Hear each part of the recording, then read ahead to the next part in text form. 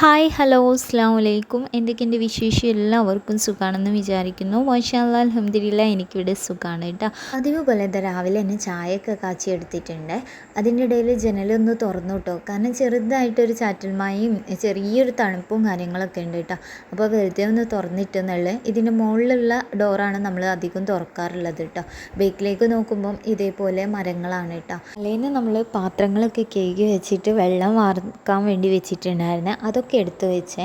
അതിന് ശേഷമാണ് ഈ കുക്കർ ആവശ്യം വന്നപ്പോൾ കുക്കറൊന്ന് മാറ്റി വെക്കുന്നുണ്ട് കേട്ടോ. പിന്നെ നമ്മൾ തലേന്ന് തന്നെ പച്ചരി വെള്ളത്തിൽ കുതിർത്താൻ വേണ്ടി വെച്ചിട്ടുണ്ടായിരുന്നു. ഒരാൾ എന്നോട് നീർദോശൻ്റെ റെസിപ്പി ചോദിച്ചിട്ടുണ്ടായിരുന്നല്ലോ, അവർക്ക് ഞാൻ ഡീറ്റെയിൽ ആയിട്ട് ഈ വീഡിയോയിൽ കാണിക്കുന്നുണ്ട്. അപ്പോൾ വീഡിയോ മുഴുവനായിട്ട് കാണാം, വീഡിയോ സ്കിപ്പ് ചെയ്യാതെ കാണാം. ഇഷ്ടമാണെങ്കിൽ എന്തായാലും നിങ്ങൾ ലൈക്കും കൂടി ചെയ്യണം കേട്ടോ. അങ്ങനെ ഇതാ ഞാൻ ഗ്രീൻ പീസ് നന്നായിട്ട് കേക്ക് എടുത്തതിന് ശേഷം കുക്കറിലേക്ക് ഇട്ട് കൊടുക്കുന്നുണ്ട്. ഇനി ഇതിലേക്ക് ബാക്കിയുള്ള ഐറ്റംസ് ഇതിൻ്റെ മസാലപ്പൊടിയും കാര്യങ്ങളൊക്കെ ചേർക്കുകയാണ് കേട്ടോ. അപ്പോൾ നമ്മൾ വെള്ളത്തിലിട്ട് വെച്ച പാത്രം അപ്പം തന്നെ കേക്ക് വെച്ചു കേട്ടോ. അങ്ങനെ ആകുമ്പോൾ നമുക്ക് പിന്നീട് കുറേ പണികളായിട്ട് നമുക്ക് ഭാരമായിട്ട് തോന്നൂല കേട്ടോ. ഇനി കുക്കറിലേക്ക് കുറച്ച് മഞ്ഞൾപ്പൊടിയും കുറച്ച് മുളക് പൊടിയും ചേർക്കുന്നുണ്ട്. മുളക് പൊടി വേണമെന്നുണ്ടെങ്കിൽ ചേർത്താൽ മതി കേട്ടോ. ഞാനൊരു ഇച്ചിരി മാത്രം മുളക് പൊടി ചേർക്കുന്നുണ്ട്. കുറച്ച് നമ്മൾ ഗരം മസാല ഉണ്ടല്ലോ അത് ചേർത്ത് ആവശ്യത്തിനുള്ള ഉപ്പും ചേർത്ത് 2 കാന്താരി മുളകും കൂടിയും ഇതുപോലെ കട്ട് ചെയ്തിട്ട് കൊടുക്കുന്നുണ്ട്. പിന്നെ ഒരു തക്കാളി പഴുത്തതും കൂടി എടുത്തിട്ട് കട്ട് ചെയ്തിട്ട് അതിലേക്ക് ആവശ്യത്തിനുള്ള വെള്ളം ഒഴിച്ചിട്ടാണ് ഞാനൊന്ന് വേവിക്കാൻ വേണ്ടിയിട്ട് വെക്കുന്നത് കേട്ടോ. അപ്പോൾ ഇതാ ഗ്യാസൊക്കെ ഒന്ന് ഓണാക്കുന്നുണ്ട്. അപ്പോൾ എനിക്കൊരാൾ കമൻറ്റ് ചോദിച്ചിട്ടുണ്ടായിരുന്നു കേട്ടോ, വിറകടുപ്പ് മിസ്സ് ചെയ്യുന്നില്ലേ എന്നുള്ള. സത്യമാണ് കേട്ടോ, എനിക്ക് സത്യം പറഞ്ഞാൽ മിസ്സ് ചെയ്യുന്നുണ്ട്. കാരണം നമ്മളത് യൂസ് ചെയ്തെങ്ങാണ്ട് എന്നിട്ട് പെട്ടെന്ന് നമ്മൾ ഗ്യാസിലേക്ക് മാറുമ്പോൾ ഗ്യാസ് നമ്മൾ ഉപയോഗിക്കാറുണ്ട്, കരണ്ടടുപ്പും ഉണ്ട്, പിന്നെ വിറകടുപ്പും ഉണ്ട് കേട്ടോ. പക്ഷെ എന്നാലും നമ്മൾ ഉപയോഗിച്ച് ശീലമായി വന്നവർക്ക് പെട്ടെന്ന് മാറുമ്പോഴുള്ള ആ ഒരു ബുദ്ധിമുട്ട് പറഞ്ഞറിയിക്കാൻ പറ്റാത്ത കേട്ടോ. ദോശക്കുള്ള മാവ് ഞാൻ റെഡിയാക്കൽ മിക്സിയുടെ ജാറിലേക്ക് കേക്ക് വെച്ച പച്ചരി ചേർത്ത് കൊടുക്കുന്നുണ്ട്. അതിലേക്ക് ആവശ്യത്തിനുള്ള ചോറ് ചേർത്ത് വെള്ളം ഒഴിച്ചിട്ട് നല്ലപോലെ അരച്ചെടുക്കുകയാണ് ചെയ്യുന്നത് കേട്ടോ. പിന്നെ ഇതിലേക്ക് ഉപ്പൊക്കെ നമ്മൾ ലാസ്റ്റാണ് കേട്ടോ ചേർക്കുന്നത്.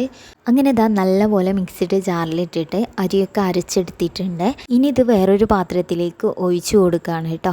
ഇത് സത്യം പറഞ്ഞാൽ നല്ലപോലെ ലൂസായാൽ മാത്രമേ നമുക്ക് നല്ലപോലെ നീർദോശ കിട്ടുള്ളൂ കേട്ടോ. നീർദോശ അല്ലെങ്കിൽ സാദാ ദോശ എന്നൊക്കെ പറയാറുണ്ട്. ഇവിടെ ഞങ്ങൾ ദോശ എന്ന് തന്നെയാണ് കേട്ടോ പറയാറ്. അപ്പോൾ ഇതിലേക്ക് ഞാൻ മിക്സിയുടെ ജാറിൽ കുറച്ചും കൂടി വെള്ളം ഒഴിച്ചിട്ട് അതിലുള്ളതൊക്കെ ഇതിലേക്ക് വരാൻ വേണ്ടിയിട്ട് കുറച്ചുകൂടി വെള്ളം ഒഴിച്ച് മിക്സ് ചെയ്തു. ലാസ്റ്റ് വീണ്ടും കുറച്ചും കൂടി വെള്ളം ഒഴിച്ചിട്ട് നല്ലപോലെ ലൂസാക്കി എടുത്തിട്ട്, ഓവർ ലൂസല്ല എന്നാലും ഒരു മുക്കാൽ ഭാഗം ലൂസാക്കിയിട്ട് അതിലേക്ക് കുറച്ച് ഉപ്പും കൂടി ചേർത്തിട്ട് നല്ലപോലെ മിക്സാക്കി കൊടുക്കുന്നുണ്ട് കേട്ടോ. നിങ്ങൾക്ക് മനസ്സിലാവും ഈ ഒരു അവസ്ഥയിലാണ് നമുക്ക് ഈ ഒരു ദോശൻ്റെ മാവും കാര്യങ്ങളൊക്കെ റെഡിയാക്കി കിട്ടേണ്ടത് കേട്ടോ. അങ്ങനെ അതവിടെ മാറ്റി വെച്ചിട്ട് അതിൻ്റെ ഇടയിൽ നല്ലപോലെ കറിയൊക്കെ വെന്ത് വരുന്നുണ്ട് കേട്ടോ. നല്ലപോലെ തന്നെ എണ്ണ നമ്മൾ ആദ്യം തന്നെ ചേർത്ത് കൊടുക്കണം കേട്ടോ ചട്ടിയിൽ. എന്നിട്ട് പിന്നെ ഓരോ ബാറ്ററായിട്ട് ഒഴിച്ചു കൊടുക്കുകയാണ് കേട്ടോ. അപ്പോൾ ഞാൻ ആദ്യത്തെ ബാറ്റർ ഒഴിച്ച സമയത്ത് കുറച്ചൊരു കട്ടിയിലാണ് നമുക്ക് ദോശ കിട്ടിയിട്ടുള്ളത് കേട്ടോ. ആ കട്ടി പോരാ, ഒന്നും കൂടി കട്ടി കുറക്കണം. അപ്പോൾ കുറച്ചും കൂടി വെള്ളം ഒഴിച്ചിട്ട് വേണം നീർദോശ ഉണ്ടാക്കിയെടുക്കാൻ കേട്ടോ. ഇതിൻ്റെ റെസിപ്പി എന്നോട് ഒരാൾ ചോദിച്ചിട്ടാണ് ഞാൻ കറക്റ്റായിട്ട് ഇതിൽ പറയുന്നത് കേട്ടോ. ബാക്കിയുള്ളവർക്ക് അറിയാവുന്നുണ്ടാവും, അറിയാത്തവർക്ക് വേണ്ടിയിട്ടാണ് ഞാൻ ഈ ഒരു കാര്യം പറഞ്ഞിട്ടുള്ളത്. ഇങ്ങനെ ഓരോ ബാറ്ററായിട്ട് ഞാൻ ചുട്ടെടുക്കുന്നുണ്ട് കേട്ടോ. ആദ്യത്തെ ബാറ്റർ ഞാൻ ഇഷുക്ക് മദ്രസക്ക് പോകാനുണ്ടായതുകൊണ്ട് തന്നെ അവനക്ക് കഴിക്കാൻ കൊടുത്തിട്ടുണ്ട്. ഇത് രണ്ടാമത്തെ ബാറ്ററാണ് കേട്ടോ. ഈ ഒരു രീതിയിൽ കിട്ടണം കേട്ടോ നമുക്ക് ദോശ. അപ്പോൾ കുറച്ചൊന്ന് തീ കൂട്ടിയിട്ടും കുറച്ചൊന്ന് തീ കുറച്ചിട്ടും ഒക്കെ നമുക്ക് ഈ ദോശ ഉണ്ടാക്കിയെടുക്കാം കേട്ടോ. ലാസ്റ്റ് ഞാൻ ഒന്നും കൂടി ഓയിൽ നല്ലപോലെ സ്പ്രെഡ് ചെയ്ത് കൊടുത്തിട്ടാണ് കേട്ടോ ഓരോ ദോശൻ്റെ മാവും ഒഴിച്ചു കൊടുക്കുന്നത് കേട്ടോ. ഇത് കുറച്ച് ടൈം എടുത്തായാലും നല്ലൊരു ദോശ തന്നെയാണ് കേട്ടോ. നമുക്ക് ഇതിന് കൂടെ ശരിക്കും ഒരു കറീൻ്റെ ഒന്നും ആവശ്യം വരുന്നില്ലേ.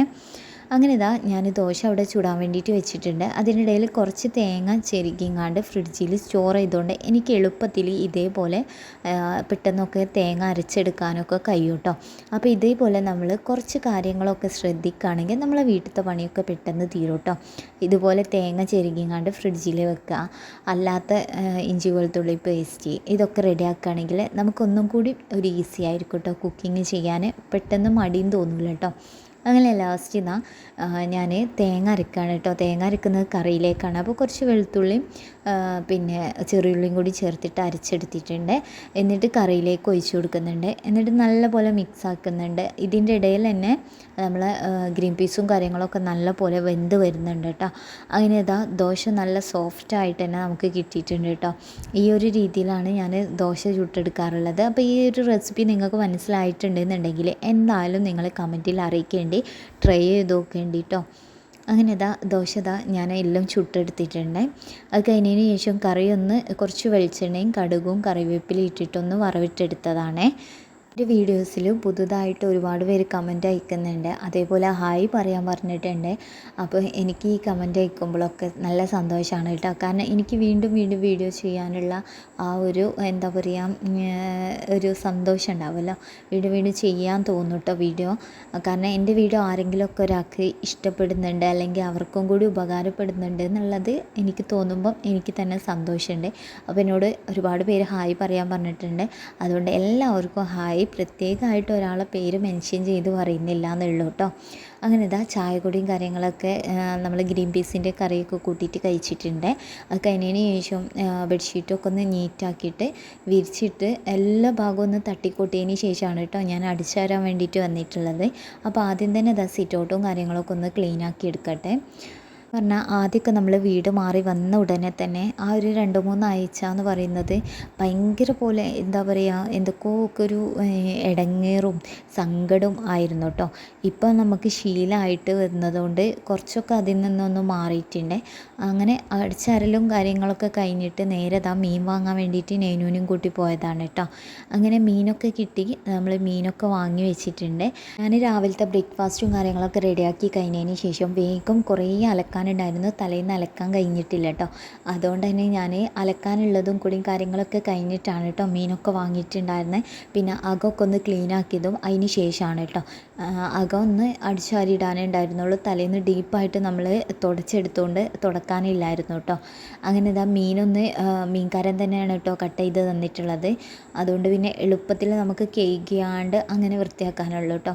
അതിൻ്റെ ഇടയിൽ കുറച്ച് പാത്രങ്ങൾ ഉണ്ടായിരുന്നു കേട്ടോ കേൾക്കാൻ. ഞാൻ രാവിലെ അവൾ എണീക്കുന്നതിന് മുമ്പായിട്ട് വേഗം അലക്കാനുള്ളതൊക്കെ അലക്കിയിട്ട് വന്നതാണ് കേട്ടോ. അപ്പോൾ പാത്രങ്ങളും കാര്യങ്ങളൊക്കെ ഉണ്ട് ക്ലീനാക്കാൻ വേണ്ടിയിട്ട്. അപ്പോൾ ഓരോന്നായിട്ട് ക്ലീൻ ചെയ്തുകൊണ്ടിരിക്കുകയാണ് കേട്ടോ. രാവിലെ തന്നെ ചെറുതായിട്ട് പാത്രങ്ങളൊക്കെ ഉള്ളത് ഇതിലും കൂടുതലുണ്ടാവും കേട്ടോ. പക്ഷേ ഞാൻ രാവിലെ ചെറുതായിട്ട് ഇങ്ങനെ ജോലികൾക്കിടയിൽ തന്നെ ഇങ്ങനെ കേകി വെക്കുന്നതുകൊണ്ട് അത്രത്തോളം ഇല്ല കേട്ടോ. ഇതിപ്പോൾ നമ്മൾ രാവിലെ ഫുഡ് കഴിച്ചതും പിന്നെ അല്ലാത്ത വറവിട്ട പാത്രങ്ങളും മാത്രമേ ഉള്ളൂ കേട്ടോ. അപ്പോൾ അതൊക്കെ ഒന്ന് ക്ലീനാക്കി കഴിഞ്ഞാൽ പിന്നെ നമുക്ക് ബാക്കിയുള്ള പരിപാടി നോക്കാമെന്ന് വിചാരിച്ചേ. തലേന്ന് അലക്കാത്തതുകൊണ്ട് തന്നെ അത്യാവശ്യം തോനെ അലക്കാനുണ്ടായിരുന്നേ. അതുകൊണ്ടാണ് രാവിലെ തന്നെ പോയിട്ട് അലക്കിയിട്ടത് കേട്ടോ. അലക്കി കുളിയും കാര്യങ്ങളൊക്കെ കഴിഞ്ഞപ്പോൾ തന്നെ ഒരു സമാധാനമാണ് കേട്ടോ.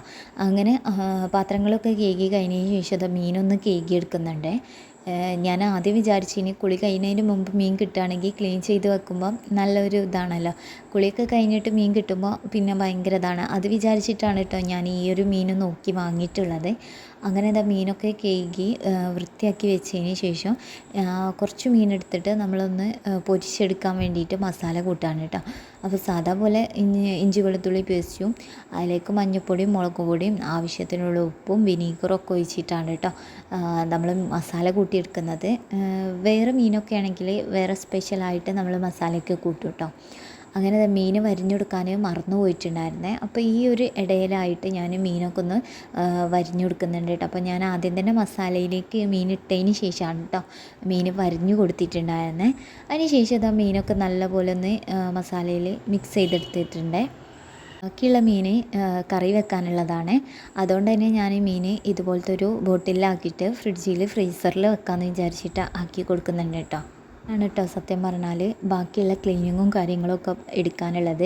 ക്ലീനിങ് എന്ന് വെച്ചാൽ കിച്ചണിലുള്ള ക്ലീനിങ്ങും കാര്യങ്ങളും മാത്രമേ ഉള്ളൂ കേട്ടോ. അപ്പോൾ മീനൊക്കെ ഞാൻ റെഡിയാക്കിയിട്ട് ഫ്രിഡ്ജിലേക്ക് വെക്കുന്നുണ്ട്. ലാസ്റ്റായിട്ട് ഈ കൗണ്ടർ ടോപ്പും കാര്യങ്ങൾക്കൊക്കെ ഒന്ന് ക്ലീൻ ചെയ്യാൻ വിചാരിക്കുന്നുണ്ട് കേട്ടോ.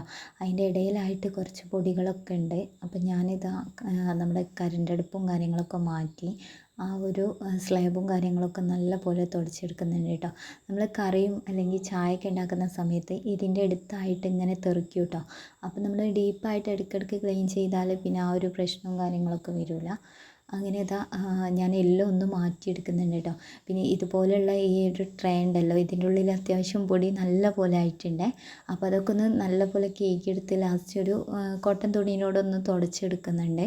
അതിന് ശേഷമാണ് ഈ ഒരു ബോട്ടിലും കാര്യങ്ങളൊക്കെ ഇതിലേക്ക് തന്നെ വെക്കുന്നത്. ഗ്ലാസ് വെക്കുന്ന മറ്റേ സ്റ്റാൻഡും കാര്യങ്ങളൊന്നും വാങ്ങിയിട്ടില്ല കേട്ടോ. ഇൻഷാ അള്ളാ വാങ്ങണം വിചാരിക്കുന്നുണ്ട്. അപ്പോൾ ഞാൻ ഇതുപോലത്തെ ഒരു ട്രേയിൽ തന്നെയാണ് ഗ്ലാസും കാര്യങ്ങളൊക്കെ ഒന്ന് ആക്കി വെക്കുന്നത്.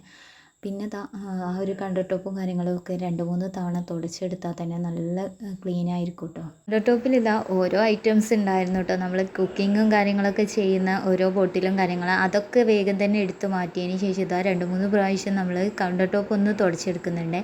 അവിടെയും ഇവിടെയൊക്കെ ആയിട്ട് എന്തായാലും പൊടികളും കാര്യങ്ങളൊക്കെ ഉണ്ട്.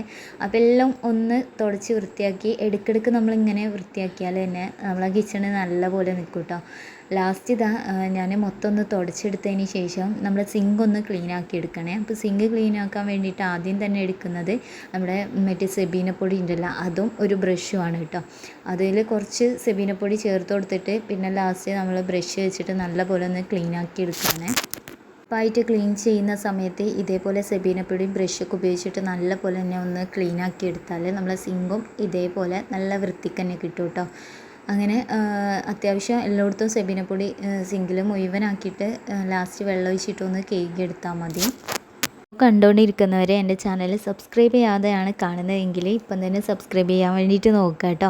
അതേപോലെ നിങ്ങളുടെ അഭിപ്രായങ്ങളൊക്കെ കമൻറ്റിൽ അറിയിക്കാൻ വേണ്ടി നോക്കുക. അങ്ങനെ ഞാനിതാ കിച്ചണ് മൊത്തം ഒന്ന് ക്ലീൻ ചെയ്ത് വെച്ചിട്ടുണ്ട് കേട്ടോ. അപ്പോൾ കാണുമ്പോൾ തന്നെ നല്ലൊരു സന്തോഷമാണ്. അപ്പോൾ ഇന്നത്തെ വീഡിയോ ഇത്രയേ ഉള്ളൂ. പുതിയൊരു വീഡിയോ ആയിട്ട് കാണാം. ബൈ, അസ്സലാമു അലൈക്കും.